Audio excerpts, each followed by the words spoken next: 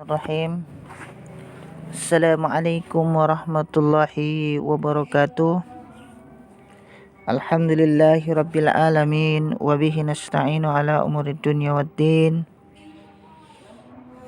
Ashhadu an la ilaha illallah wahdahu la syarikalah wa ashhadu anna Muhammadan abduhu wa rasuluh.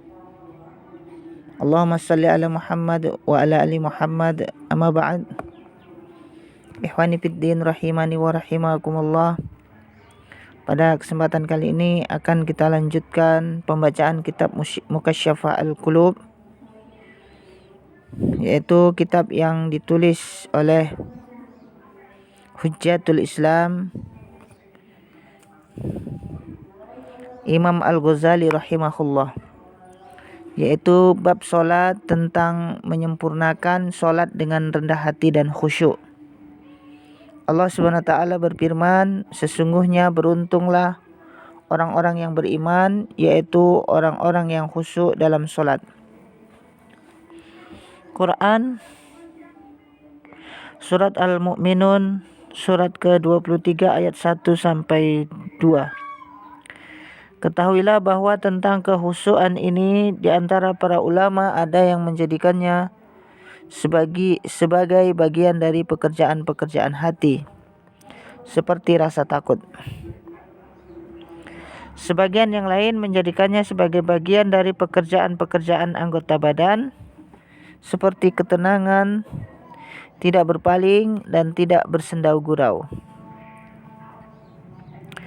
Mereka berbeda pendapat ihwal kekhusyukan, apakah termasuk fardu solat atau hanya keutamaan. Yang berpegang pada pendapat pertama, yaitu fardu, berargumen dengan hadis solat bagi hamba hanyalah yang disadari, dan firman Allah Subhanahu wa taala, dan tegakkanlah solat untuk mengingatku. Quran surat Thaha surat ke-20 ayat ke-14. Lalai berlawanan dengan zikir. Oleh karena itu Allah SWT berfirman, dan janganlah kamu termasuk orang-orang yang lalai. Quran surah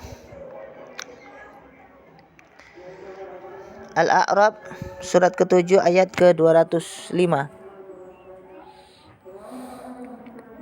Al-Baihaqi meriwayatkan hadis dari Muhammad bin Sirin, katanya, aku diberitahu bahwa jika Rasulullah SAW menunaikan solat, beliau mengangkat pandangannya ke langit. Turunlah ayat di atas, surah Al-A'raf ayat 205. Abdul Razak menambahkan, maka Allah memerintahkannya agar khusyuk dan menundukkan pandangan ke tempat sujud.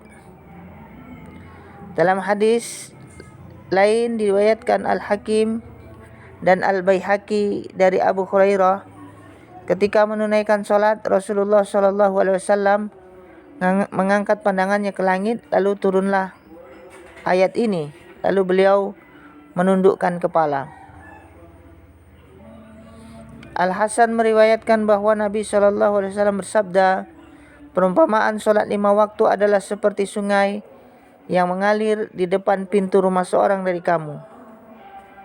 Sungai itu mengalirkan air yang berlimpah. Dia mandi di situ 5 kali sehari. Apakah akan tersisa kotoran darinya? Yakni solat 5 waktu itu menyucikan dosa dan tidak menyisakannya sedikit pun selain dosa-dosa besar. Hal itu diperoleh apabila solat tersebut dilakukan dengan kehadiran hati atau penghayatan. Jika tidak, solat itu tertolak. Nabi SAW bersabda, dipardukannya solat, diperintahkannya haji dan tawaf, dan disyiarkannya ibadah hanyalah untuk menegakkan zikir kepada Allah SWT. Jika hal-hal tersebut tidak terdapat di dalam kalbumu, serta tidak mencari keagungan dan ketakutan, zikirmu tidak bernilai. Dalam hadis lain Nabi SAW bersabda, barang siapa yang solatnya tidak mencegah kekejian dan kemungkaran, dia tidak bertambah dekat kepada Allah, tetapi bertambah jauh. Bakar bin Abdullah berkata, Wahai anak Adam, apabila engkau masuk kepada maulamu tanpa izin dan berkata kepadanya tanpa penerjemah, engkau bisa. Salah seorang yang hadir bertanya, bagaimana caranya? Dia menjawab, engkau membaguskan wudukmu dan masuk ke dalam mihrabmu, itu berarti engkau telah datang kepada maulamu dan berkata kepadanya tanpa penerjemah.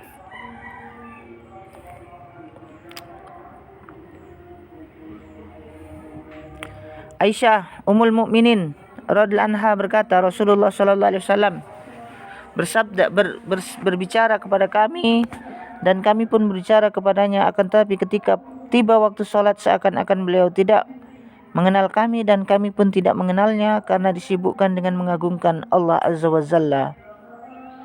Nabi sallallahu alaihi wasallam bersabda, Allah SWT tidak memandang salat orang yang tidak menghadirkan hati bersama badannya. Apabila Nabi Ibrahim Al-Khalil alaihissalam sedang menegakkan solat, detak jantungnya terdengar hingga jarak 2 mil. Apabila sedang menegakkan solat, Syed Al-Tanuhi tidak henti-henti. Air mata menetes dari pipi hingga membasahi janggutnya. Rasulullah SAW pernah melihat seseorang memainkan janggutnya ketika solat. Maka beliau bersabda, kalau hati orang ini khusyuk, khusyuk pula anggota-anggota badannya. Ikhwani fiddin, rahimani wa rahimakumullah. Demikianlah telah kita bacakan di antara pentingnya kekhusyuan di dalam solat, yang mana solat adalah perbuatan hati dan perbuatan anggota badan.